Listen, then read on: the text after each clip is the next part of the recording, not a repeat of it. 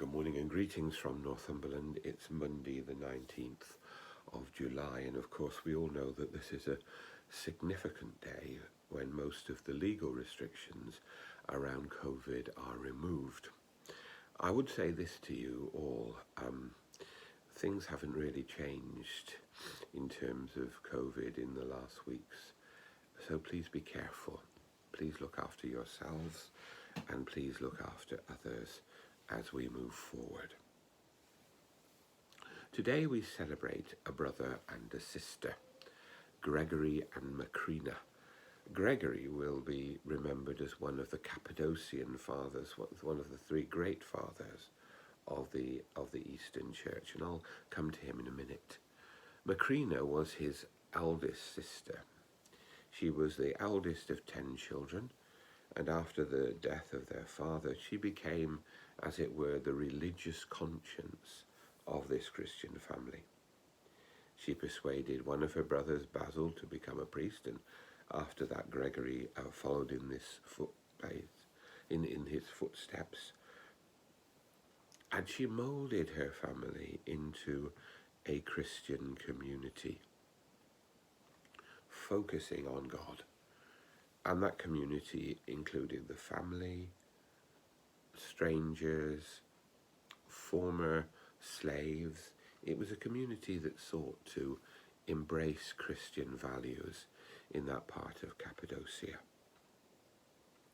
She dedicated her life to God and a life of virginity, and is thought of as being in many ways the mother of female monasticism.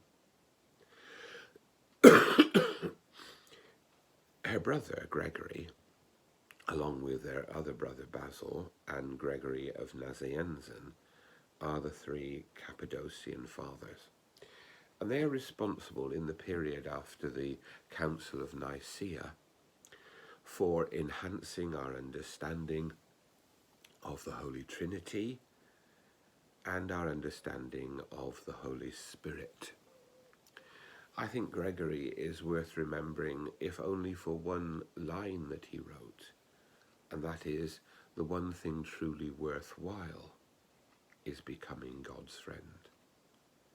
Because he understood the human being, the soul, to be something that had to be in relationship with God. He was a great theologian, a great writer, but he was also a mystic. He was deeply devoted to the agreement at Nicaea, the understanding of God as Father, Son, and Holy Spirit, the place of Jesus in the Trinity, and the whole community that the Cappadocians described as the Father, the Son, and the Holy Spirit in a great dance. But in his mysticism, Gregory, who became Bishop of Nyssa, was also devoted to the idea that we would share the life of God. The one thing truly worthwhile is becoming God's friend. You know that this icon from the Taizé community, and originally an Egyptian icon showing Christ and ourselves, is one of the ones that inspires me day by day. He also spoke of the soul as needing to understand and to come to the understanding that the soul is loved by God, is the object of God's love, and can grow in love. Let me read this little bit from a biography. The soul of the believer is aware of being the object of God's love, and the loving response of the soul is to desire more of God.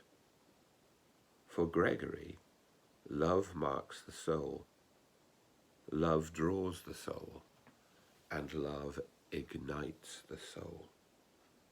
This mystical relationship between us, between our soul, and the loving God.